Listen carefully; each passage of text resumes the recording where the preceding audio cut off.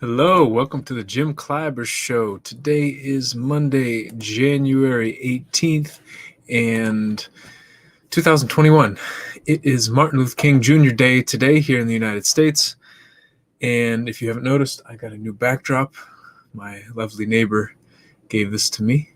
And I think it spices it up a little bit, and it doesn't make me look as white. Or maybe it looks more white. I don't know. Just maybe a little more vibrant. Today is Martin Luther King Jr. Day, and it is a federal holiday in the U.S. It's a day that we take to celebrate the beliefs, the actions, the words, and just the presence of Martin Luther King Jr. and what he represents here in this country. And not just the country, but around the world. So I feel very fortunate that last year, it was 2 years ago.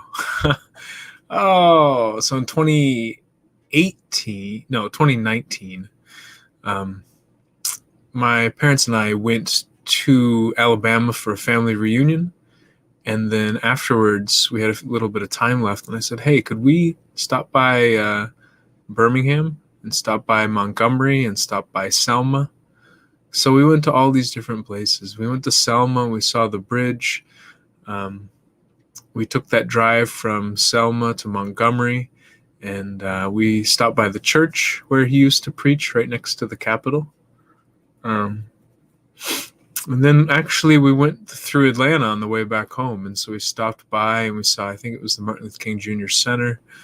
We went to a museum there. We just really soaked up a lot about his life and where he had been and some of the things he saw and just learned. One thing I learned was that I think he gave something like 400 speeches a year. It's only 365 days, but he would go nonstop. He was traveling nonstop, speaking to so many different groups.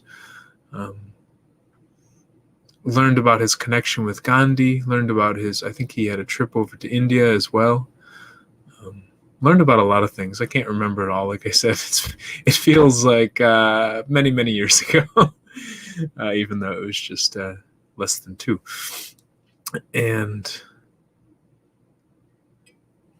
I don't know, in so many ways, he's a person that I look up to. And again, the behaviors and the conviction and just the way he moved throughout the world, from what I can tell. And when we were at that museum, I actually purchased a book. It was like the collective writings of Martin Luther King Jr. And it's like this thing. It's like as thick as my face. It's a pretty thick book, and I haven't read it all. I've been too addicted to the internet. But I really appreciate when I do sit down and either read or listen to his words. There's something in it that there's a certain strength, a certain conviction that I rarely find in someone that is trying to show love towards everyone. I typically find a lot of that strength and conviction in people who are showing hatred or certainty about how one side is good and one side is bad. And something about it just refreshes me when I read that and hear that there's someone who cared that much about unity, and not this false pretense of unity, but truly believing that one of the strongest methods for bringing people together, one of the strongest methods for conflict resolution, is to unite with the other side, to make it seem like we're all on the same team. And I think at times I feel a bit lonely or a bit hopeless, not thinking that there are many people out there who have this belief. I did an exercise a couple of years ago at a training my friends led in Germany. Well, I was one of the trainers, but one of the other trainers led an activity. And it had us go through 5 different things of our identity and rank them and how important they were to us. And it was something like, if I can remember, it was your family identity, your professional identity, your religious or belief identity. And there were like two more. And when I went down to it, the one that I ranked the most was believing that all people are good, that sometimes do bad things. And that was the most important thing for me at the moment. To just hold on to this idea that we're all trying our best. And it reminds me of one of the most powerful speeches I've ever heard. It was a speech by Martin Luther King Jr. I think it's from like 1957 or so. It's called Loving Your Enemies. You can find it on YouTube. I'll try to put it in the show notes as well. And he talks about love and agape, this idea of redemptive goodwill, that so many of us are just trying our best, and sometimes we do things that hurt people. And there's one particular line in there that hit me really hard. And he said, Jesus, so he speaks from the context of Christianity and Jesus calling to love your enemies. But I think it applies across contexts. But he said that Jesus calls us to love on people. He doesn't say we have to like people. He says there are plenty of people. I don't like how they talk to me. I don't like how they look at me. I don't like how they treat me. But he says Jesus called on him to love them, to believe in the power of their redemptive goodwill.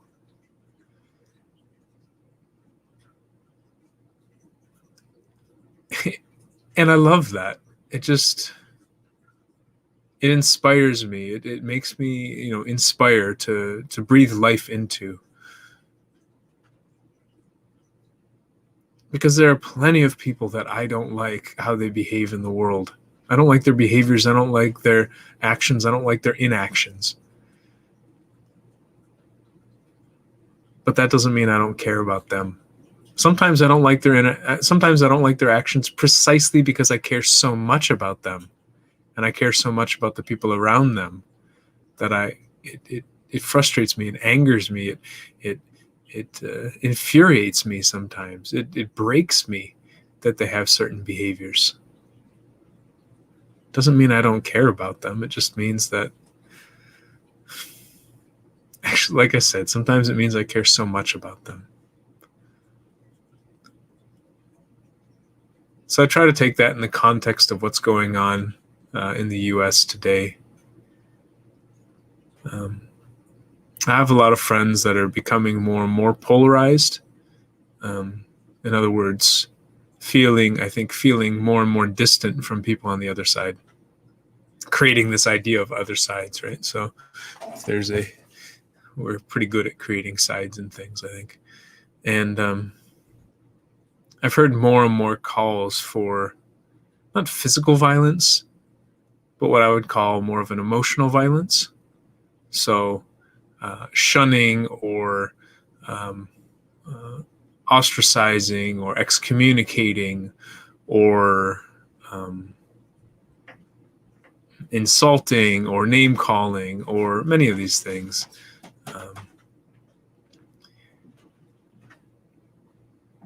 And it hurts. It hurts to see this. Because I care about these people. I care about both people. To hear them say, the only way we're going to resolve this is if we seek justice and seek violence against them. Because often when we say the word justice, we typically mean vengeance.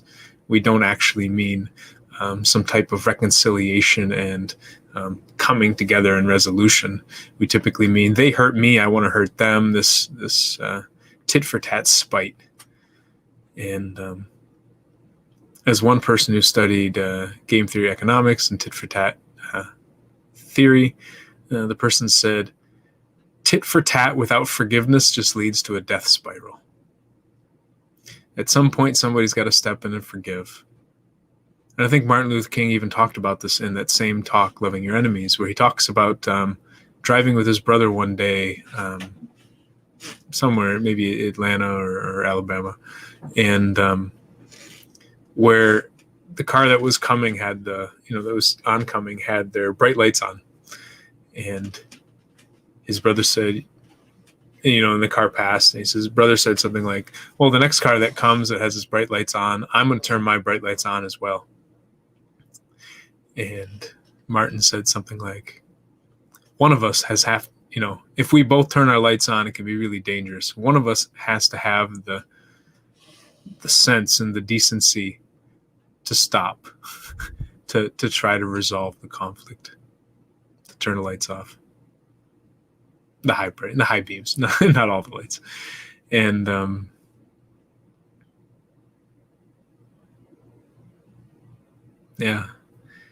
one of us has got to step forward to try to resolve the conflict. Because if we just expect the other side to do it, they just expect us to do it, and nobody does anything.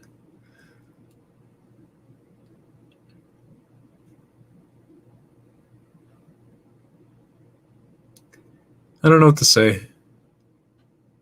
Let's see if I can go a little more deep emotionally.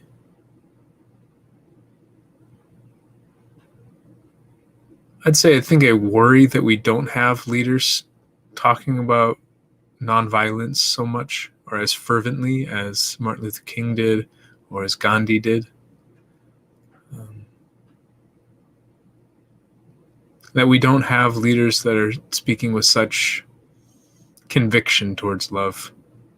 I think one of MLK's books was titled The Strength to Love, or Strength to Love.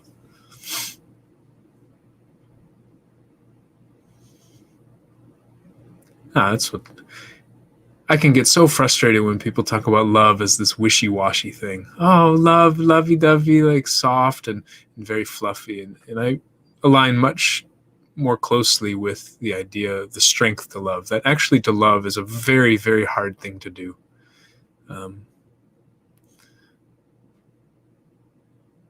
Because I think too often love means, for people, it means to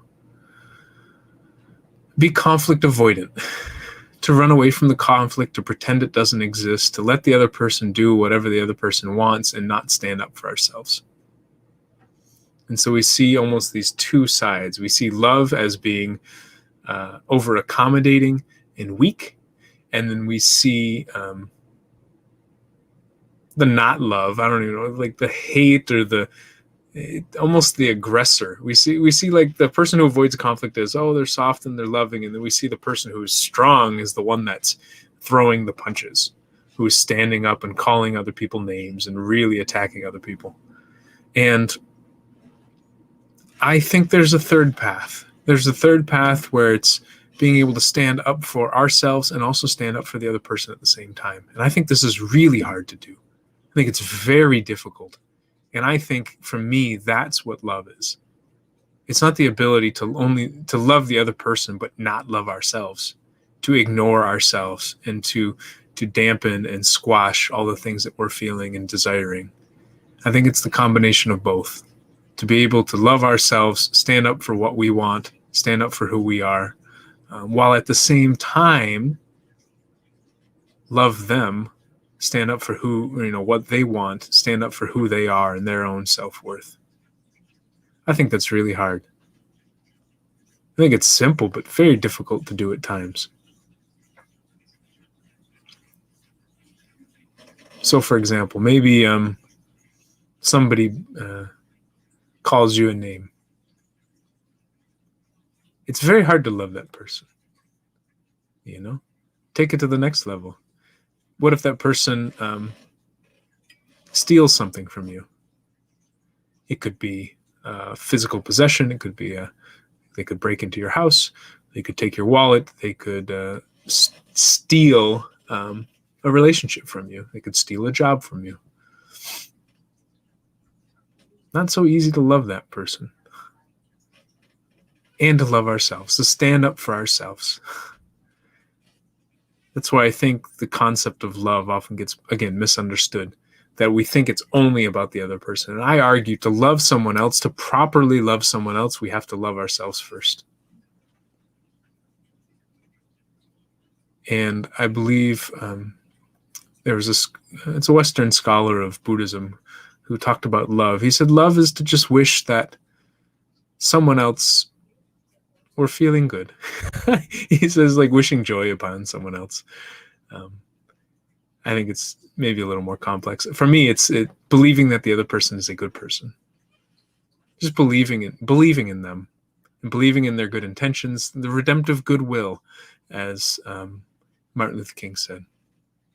To believe in that person's self-worth, to believe in their humanness, to believe in their good intentions. And I think to do that, often we have to believe in our own good intentions. We have to believe in our own goodwill. We have to believe in our own humanness. That we're not this devil and we're not this saint. We're just a human that's trying our best. We're not a monster.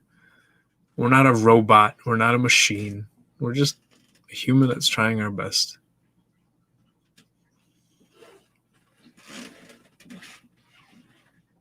And for me, I want to remember these things right now, as many parts of this world are experiencing a lot of pain, a lot of fear, a lot of helplessness as the virus goes through, as politics rolls through, as so many things that are happening, so many things happen outside of our control. And just to remember that we're trying our best and everyone else is trying their best. Even the people who may look evil on the surface. I strongly believe that they're trying to do the best that they can with what they think they have and trying to protect the people that they care about. And even us. We're trying our best. Even if we're not the most productive or the most perfect or the most attractive or the most rich or the most whatever, we are trying our absolute best. Like me, I have a new background. Thank you, Tariq, for pointing out the background. And it's not a virtual one, it's a real one, so I can make it move. I'm trying my best. I don't know how to make these videos look that great. I'm trying,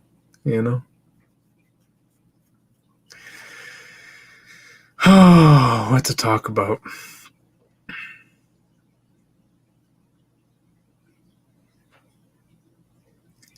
I don't know if people really recognize what Martin Luther King was talking about when he talks about nonviolence. The way that I interpret a lot of the nonviolence that he talks about is, yes, it's a physical nonviolence, but I think more than anything, it's a deeper emotional nonviolence.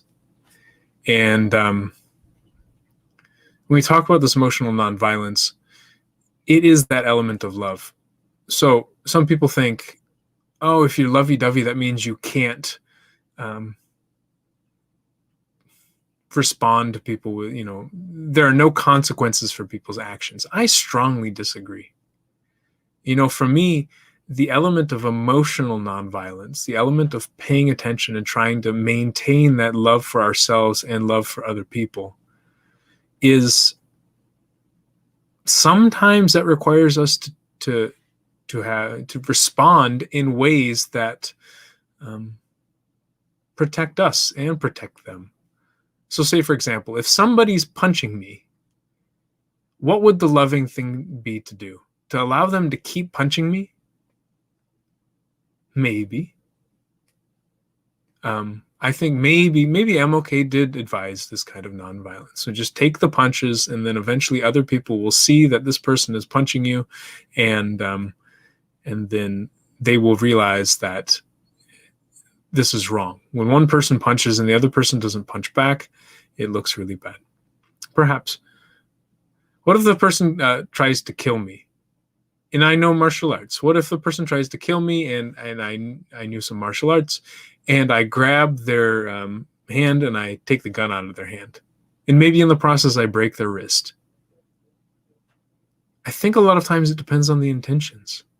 Was I trying to do it because I was trying to hurt that person, because I was trying to hate that person, because I thought that person was evil and I was trying to destroy them? Or was it because I was trying to stop them from killing me and from having the weight of killing me? Because killing someone can destroy someone's soul, can really eat someone up from the inside.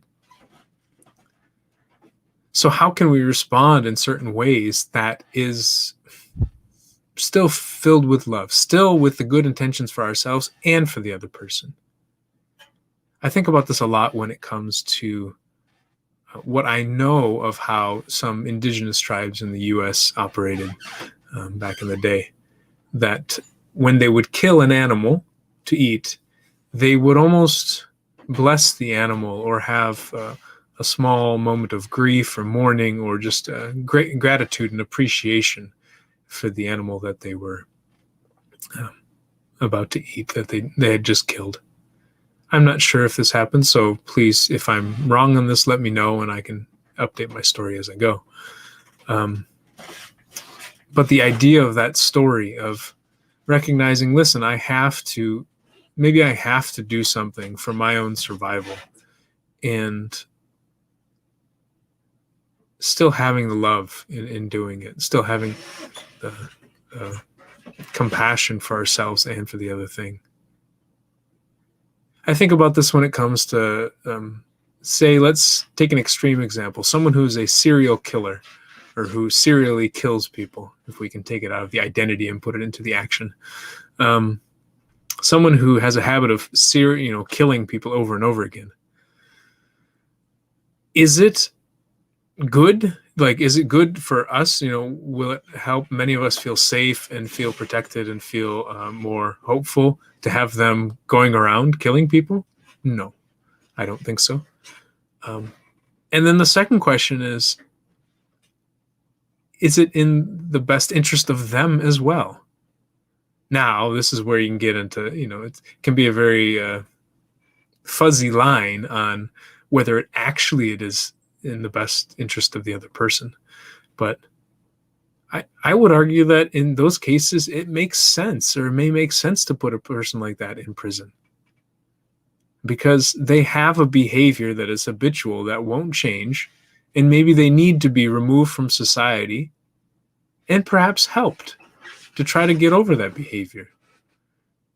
Now, this can be a very thin line between helping and brainwashing, as you see, I think, maybe in China with some of the camps that are going on, or, indoctrination is, this person needs to be helped. Sometimes we can assume that we know what the other person needs more than what we need. But in that case, it wouldn't be putting the person in prison because they're a horrible, evil person. It would be that this person has done horrible and evil things and continues to do horrible and evil things. And it doesn't look like this person is going to change their behavior of doing horrible and evil things. So let's remove them so they stop doing horrible and evil things to us, and so they stop doing horrible and evil things for themselves, and hopefully help them change their behavior. Oh man, I put the wrong banner. January 18th, not 14th. And I think we can do that. I try to say this, okay, let's do it in a less extreme example. When two people are in a relationship with each other and they seem to be fighting a lot and they have some irreconcilable differences, like maybe one person wants kids and the other one doesn't, or one person wants to move to a different state and the other one doesn't, or one person who knows, wants to, is irreconcilable differences along those lines. A lot of times people will break up and, that person's a horrible person, this and that, or they don't break up because they don't want to leave that person. They really care about that person.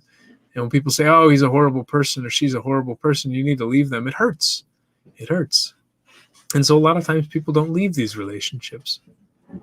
And it's happened to me as well. I care about someone so much that I don't want to leave. And yet the relationship isn't working very well, and it's hurting both of us.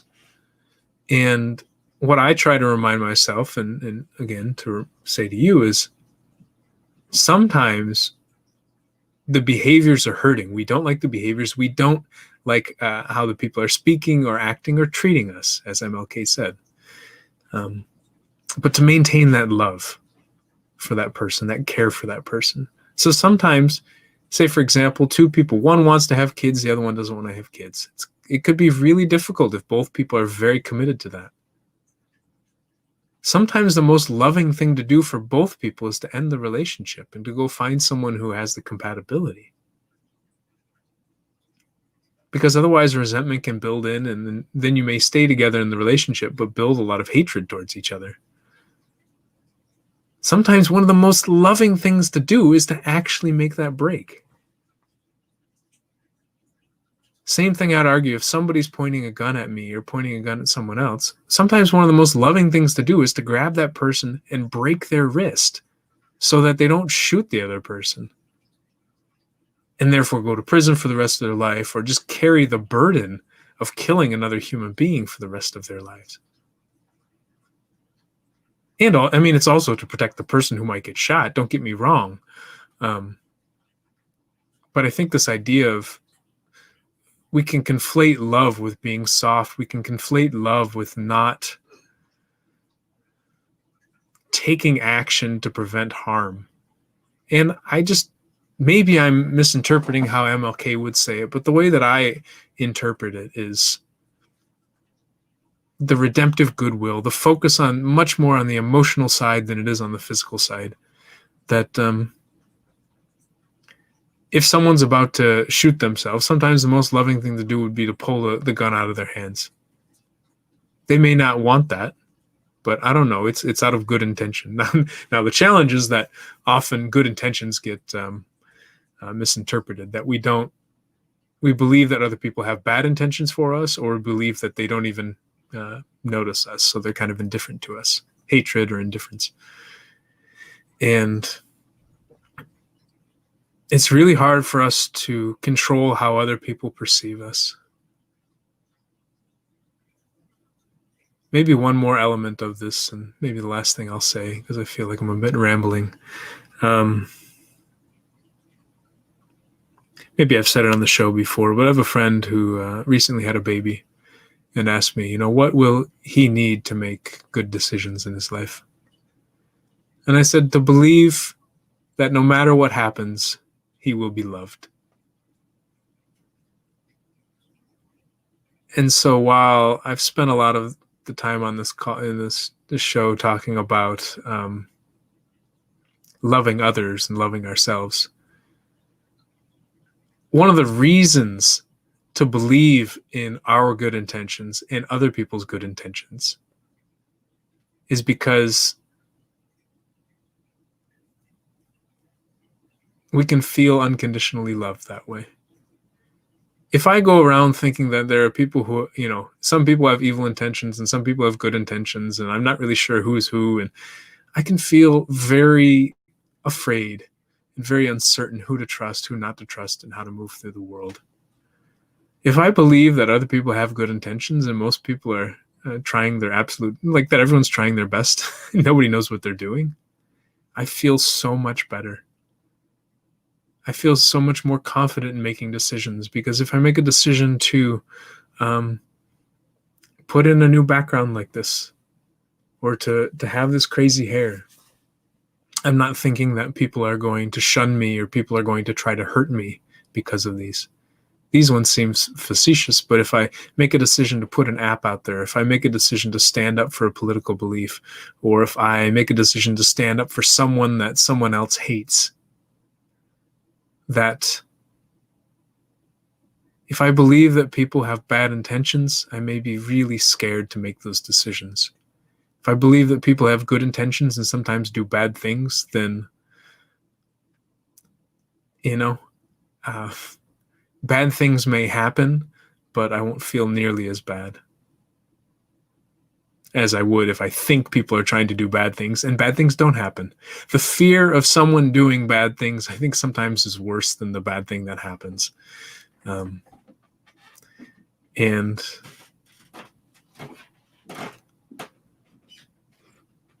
yeah, as much as I talk about it as loving other people, sometimes it's about believing that other people love us. I actually think that's the even more powerful one. And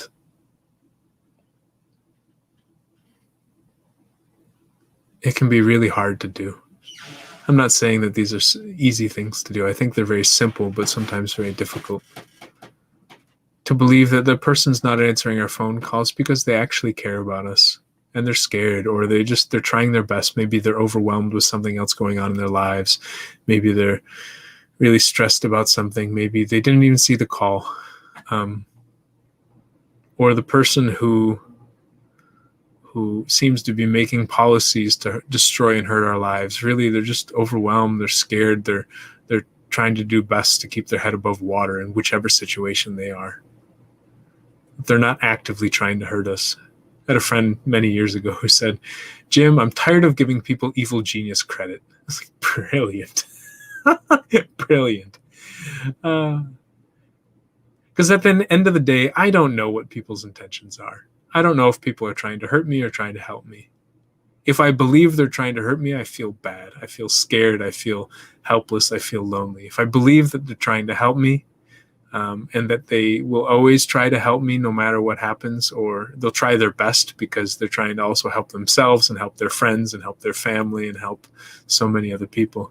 If I believe that they're trying their best to help me, then I feel relaxed. I feel calm. I feel loved. I feel grateful. I feel peace. Even just saying it, I feel relaxed. So,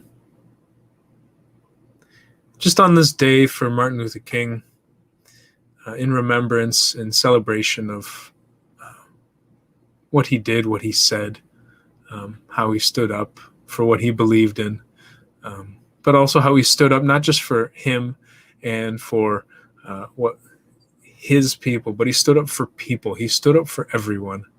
He tried to bridge divides across cultures and other human-created barriers and walls, and tried to bridge us as human beings, to get us all on the same team, working together to stop the things that are hurting all of us. And I just feel really grateful that we have a day to celebrate him, and that I've taken this time to speak a little bit about what he means to me. Maybe I can go a little bit deeper, but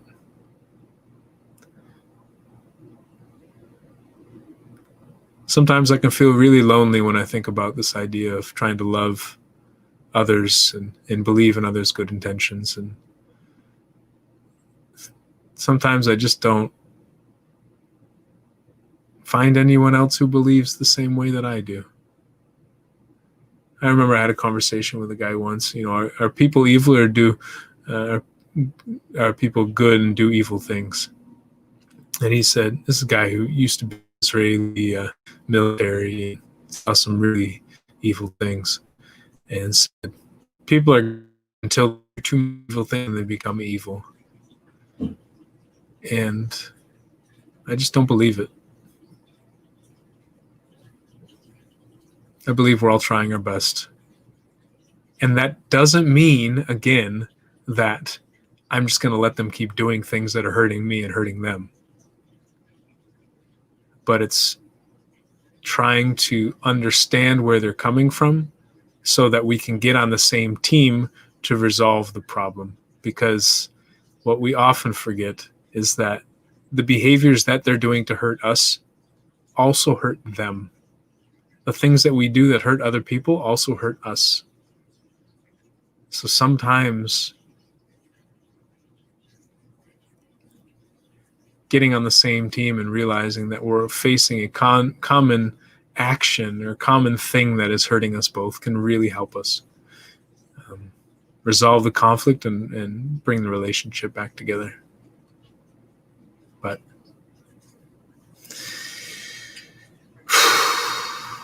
so I'm grateful that MLK existed. I'm grateful for what he did. I'm grateful for what he said. I'm grateful for how much he wrote and for how much he spoke, so that I can still learn from him years and years on. I'm grateful for Gandhi and the inspiration that he had for Martin Luther King. I'm grateful for, was it Thoreau?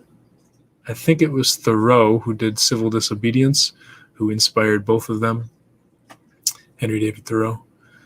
And I'm grateful for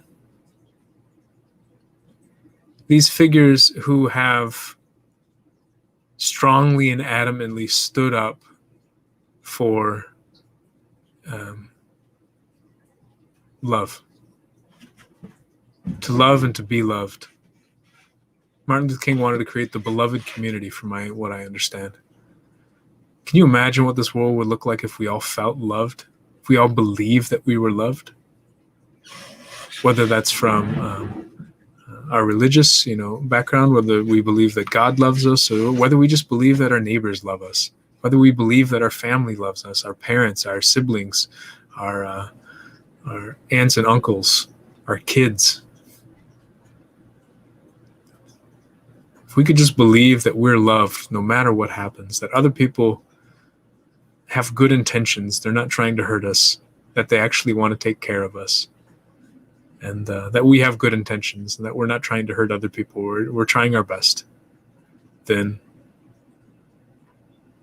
I think we could unite and cooperate to resolve many of the problems that are facing so many of us. On that note, I am going to take the rest of the day off. I'm not going to be online. I'm going to hopefully read some of MLK's book that I have and just kind of pay tribute to him and to what he did and to the people who supported him and the people who made him who he was. On that note, I bid you adieu. I hope you have a wonderful day, a day filled with wonder, filled with however you want to feel, because all of us are in different places and want to feel different things for different reasons. For me, I feel somewhat stressed and overwhelmed with the internet, somewhat addicted. I want to feel relaxed. I want to feel more focused on my body. I want to feel more in remembrance. I want to kind of slow down and pay respects and learn from one of the greats. So take care, y'all, and talk to you soon.